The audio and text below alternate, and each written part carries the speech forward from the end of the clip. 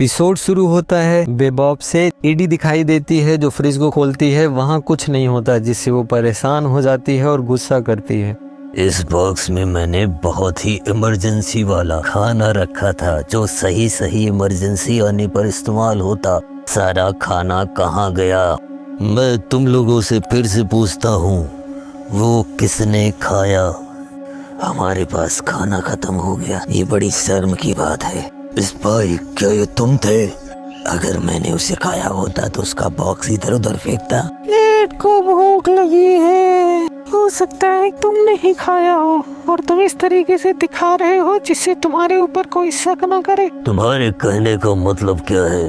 हमारे पास 2 दिन से खाना नहीं है और मैंने 2 दिन से कुछ भी नहीं खाया। तुम लोगों का दिमाग खराब है, तुम्हें अब भी नहीं लगता कि ये इमरजेंसी है? मुझे इस तरीके के खाने पसंद भी नहीं है। मैं तो नूडल्स खाना पसंद करूंगा। अगर ऐसा ही चलता रहा तो हम ज्यादा दिन तक जिंदा भी नहीं रहेंगे। उनके पास सारी चीजें खत्म हो चुकी हैं, वो बहुत ही क्रिटिकल सिचुएशन पे हैं, ना पैसा है ना फ्यूल है, कुछ भी नहीं है। तभी अचानक से उनके शिप पर हलचल होती है। बाहर जाकर देखते हैं तो वो एक शिप होती है जो उससे टकरा चुकी है। वो उससे कनेक्ट करने की कोशिश करते हैं लेकिन वो वहां से भाग जाती है। इसके जाने के बाद उनकी जहाज में इंजन फेलियर आता है जिससे वो नीचे गिरने लगती है और एक वीरान से प्लेनेट पर जाकर गिर जाती है। शिप के अंदर बहुत तबाही दिखाई जाती है, सब इधर उधर होते हैं, खुद को मैनेज कर खड़े होते हैं। तभी एक की तबीयत खराब हो जाती है, उसके पेट में दर्द हो रहा है, वो वहां से भागती है। इतने में कुत्ता वो बॉक्स लेकर के आता है जिस पर एक्सपायरी डेट लिखी होती है। अब उन्हें पता चल गया कि वो सारा खाना किसने खाया। इंजन देखते हैं तो वो पूरी तरीके से जल चुका है। जैक और स्पाइक उसे ठीक करने की कोशिश करते हैं। ईडी आती है, वो उसे ठीक करने जाती है लेकिन उसके हैंडल को ही उखाड़ देती है जिसको लेकर निकल जाती है।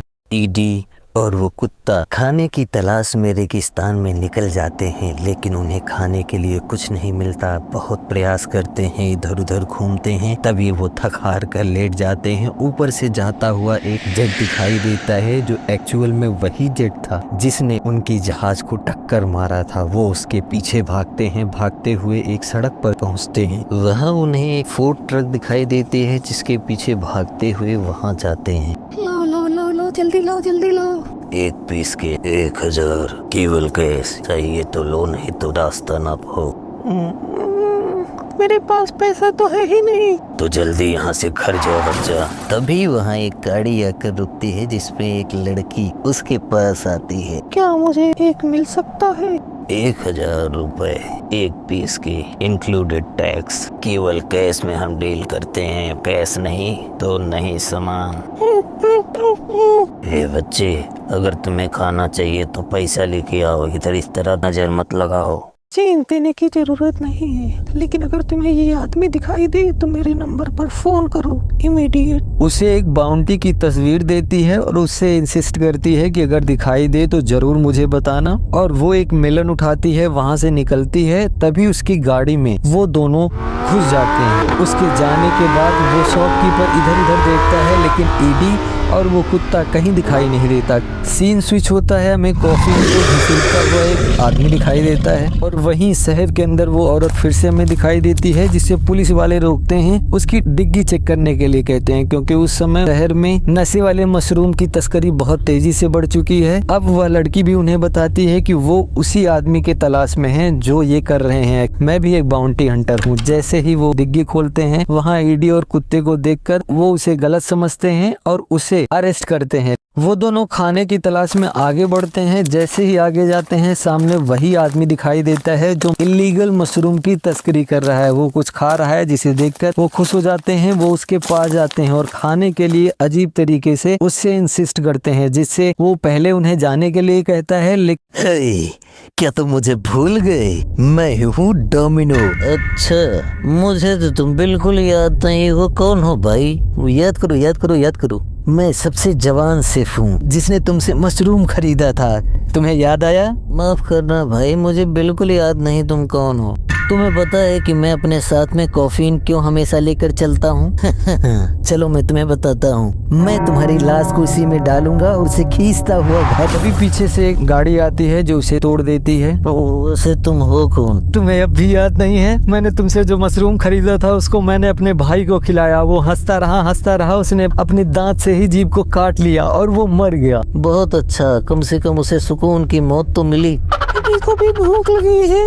वो अपनी पॉकेट से बहुत बड़ी गन निकालता है जिससे वो डरकर भागता है, जिसके कारण उसके बैग से बहुत सारे नशीले मशरूम नीचे जमीन पर गिर जाते हैं। कुत्ता भूखा है, मशरूम को देखते ही वो खा लेता है और नशे के कारण वो हाइक में इधर उधर चलता हुआ दिखाई देता है। ये सारी चीजें नोटिस करती है ईडी और उसे समझ में आता है कि कुछ ना कुछ गड़बड़ है। सारा मशरूम वहाँ से उठाती है, वो बेस की तरफ जाती है। सीन स्विच होता है, बेस का सीन दिखाई देता है। सामने टेबल पर एक मशरूम रखकर चुपके से देखती है। पहले फे आती है, उस मशरूम को देखती है, इधर उधर देखती, कोई नहीं दिखाई देता, वो उसे खा लेती है, आगे चली जाती है। फिर से एक मशरूम रखते हैं, जेड दिखाई देता है, जेड भी आता है, ऐसा ही करता है, वो मशरूम को खाता है, चला जाता है। फिर से वही होता है, मशरूम रखा जाता है। इस बार स्पाइक आता है, स्पाइक पहले उसे इग्नोर करता है, पास जाता है, लेकिन बहुत सफाई के साथ उसे कब उठाकर वो लेकर चला गया किसी को नहीं पता। तीनों मशरूम खा चुके हैं। खाने के बाद तीनों नशे में धुत हो जाते हैं। फिर टॉयलेट के पास जाती है और वहीं स्टिक हो जाती है। उसके दिमाग में इल्यूजन्स क्रिएट होने लगते हैं। जेट जैसे ही अपने पेड़ के पास पहुंचता है, वहां वो हाइक में आता है, इल्यूजन क्रिएट होना स्टार्ट हो जाता है। स्पाइक सीढ़ियों से ऊपर जा रहा है, तभी वो भी स्टक हो जाता है, उससे भी बहुत सारे इल्यूजन्स आने लगते हैं। स्पाइक के इल्यूजन में एक बहुत बड़ी सीढ़ी है जो स्वर्ग तक जा रही है और उसे चलने की कोशिश वो बार बार कर रहा है। फेड टॉयलेट में खुद को ऐसा महसूस कराती है कि वो पानी के बीच में है और वो महारानी है। चारों तरफ छोटी छोटी मछलियां उनके आसपास में आ रही हैं और जेट भी अपने पेड़ों के साथ में इल्यूजन्स वाली लाइफ में चला जाता है। ईडी उन लोगों को एग्जामिन करती है और देखती है कि सबके सब हाइक में चले गए हैं, इल्यूजन्स उनको आ रहे हैं। उसे समझ में आ जाता है ये खतरनाक मशरूम है। तभी सीन स्विच होता है, बिग शॉट दिखाई देता है और वहाँ उसी आदमी की चर्चा है जो इलीगल मशरूम को बेचने का काम कर रहा है। वह उसे देखती है और समझ में आ जाता है कि ये वही है और वो दोनों डिसाइड करते हैं अब हमें ही क्रू का ध्यान रखना होगा, खाना वगैरह इकट्ठा करना होगा, तो सबसे पहले हम इस बाउंटी को पकड़ते हैं। ऐसा ही करते हैं, वो बाइक निकालते हैं, दोनों उसे पकड़ने के लिए जाते हैं। सीन स्विच होता है, हमें वो औरत भी दिखाई देती है जो उन दोनों को किडनैप करने के जुर्म में स्टेशन में होती है। वह लोगों को समझाती है कि वह मैं नहीं हूँ और मुझे आप परेशान करना छोड़ दीजिए, मैं जानती ही नहीं वो कौन थे। लेकिन तभी जाते हुए वो दोनों उसे दिखाई देते हैं। पुलिस बाहर होता है जिसे चकमा दे करके वो भी वहाँ से भाग जाती है। कॉफीन वाला आदमी फिर से हमें बार में दिखाई देता है। वहाँ वो तीनों बुढ़े उसे कई बार परेशान करते हैं जिससे वो बहुत गुस्सा करता है और उनसे बहस भी करता है। सीन स्विच होता है, हमें ईडी दिखाई देती है जो बहुत तेजी से आगे बढ़ रही है। काफी ढूंढने के बाद उसे वो जहाज दिखाई दे जाती है। तभी सीन स्विच होता है, जहाज के अंदर का सीन दिखाई देता है जहाँ बहुत सारे मशरूम लगे हुए हैं और वो उसे हार्वेस्ट कर रहा होता है। तभी वहाँ ईडी पहुँच जाती है, पहले उसे सरप्राइज करती है, फिर एयर गन उस पर चलाती है जिससे वो वहाँ से भागता है। उसके पीछे ईडी भी उसका पीछा करती है। ट्रेन जंक्शन पर वो ट्रेन पर चढ़ जाता है जिससे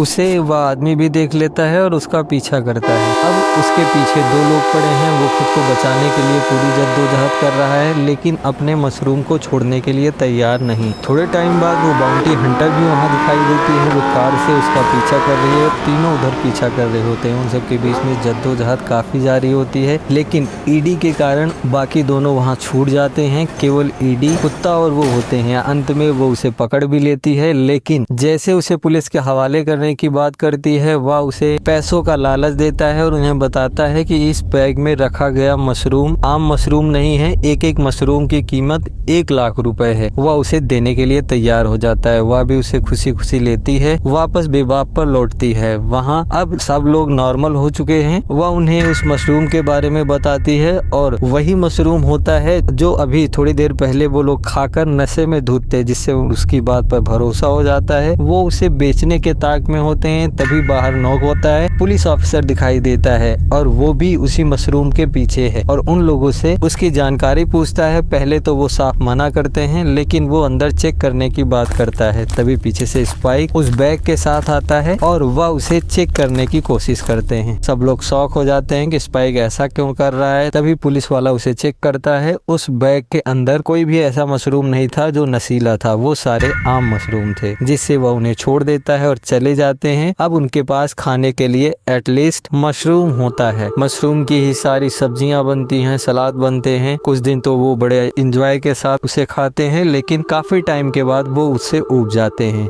इसी के साथ आज का एपिसोड होता है खत्म। मिलते हैं कल नए एपिसोड के साथ, तब तक के लिए बने रहिए। Bye bye, see you.